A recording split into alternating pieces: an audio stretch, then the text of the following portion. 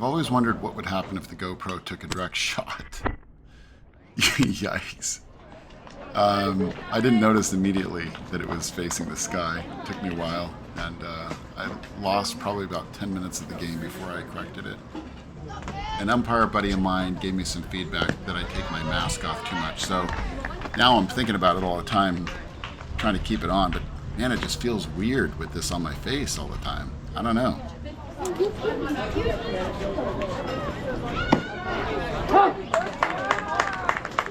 job, Bob.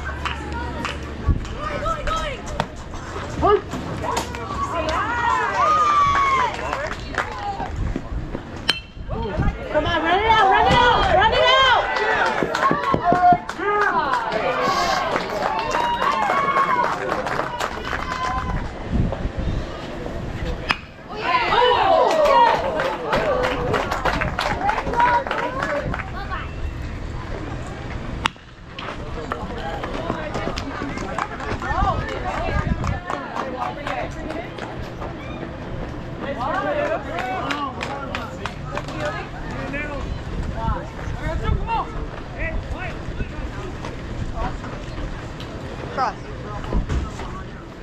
Foul balls are really coming from my camera today. This one barely missed. If I called every little balk, we'd be here all day. Like when he drops his glove and then stops, it's clearly a balk right there. I don't know. Honestly, I feel like I should be calling them because otherwise they're not going to learn from it. But at the same time, it's just going to be base after base award on all these little infractions. So I don't know. I wrestle with it a lot, to be honest. Oh, what are you doing? All right. Get the ball!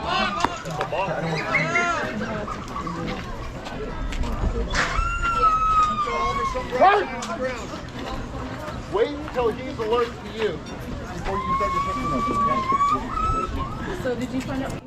I never let my batter make my ball four call for me. Nope. If it's close, let me make the call first.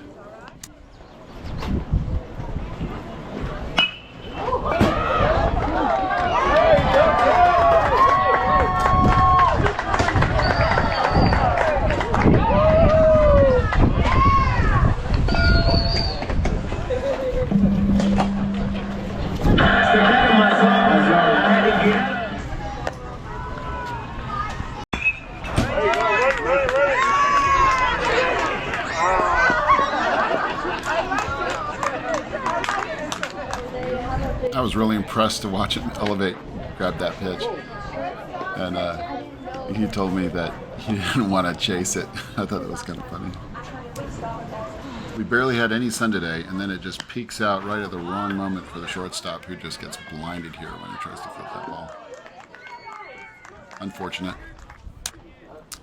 I nearly collided with the catcher on this one, but I'm not sure I did anything wrong. I needed to be in a position to see where he fielded that to make a call on fair foul. So, I don't know. Maybe it was just one of those things. Wait, he bumped it? Once you start your pitching motion, it must be continuous. Stopping completely in the middle of your pitching motion is a balk.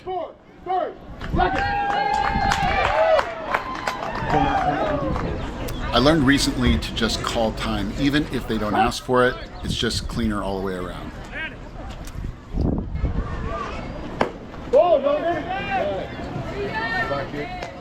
The strike zone is over the plate, not where it winds up in the glove. So this one dropped too late and definitely a ball.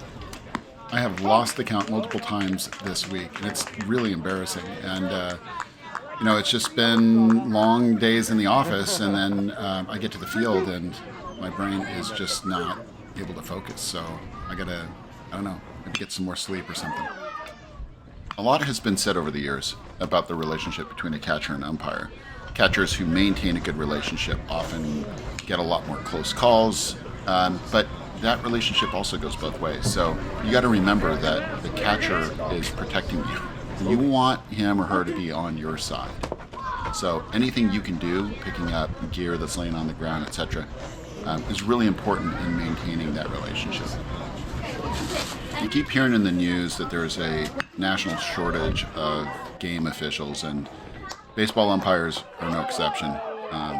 The Little League volunteer umpires is a strange breed. I mean, you're basically putting a target on yourself going out there facing criticism and loud objections by fans for zero pay, and having to go through and invest in training and gear and all that to get kind of beat up.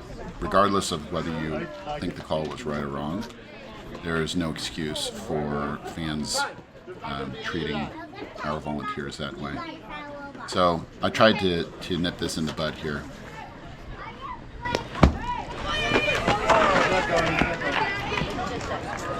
When you have the angle on the play, but you're also working with a partner who has responsibility for making these calls, give them a glance and just make sure that you're on the same page before you make that call.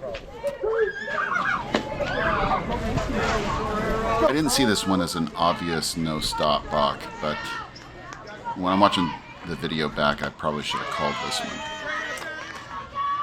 The loud fan from earlier in the game just still couldn't let it go. Continued to yell at the umpires, and this is an unfortunate event, but we had to put the teams in the dugout until he left.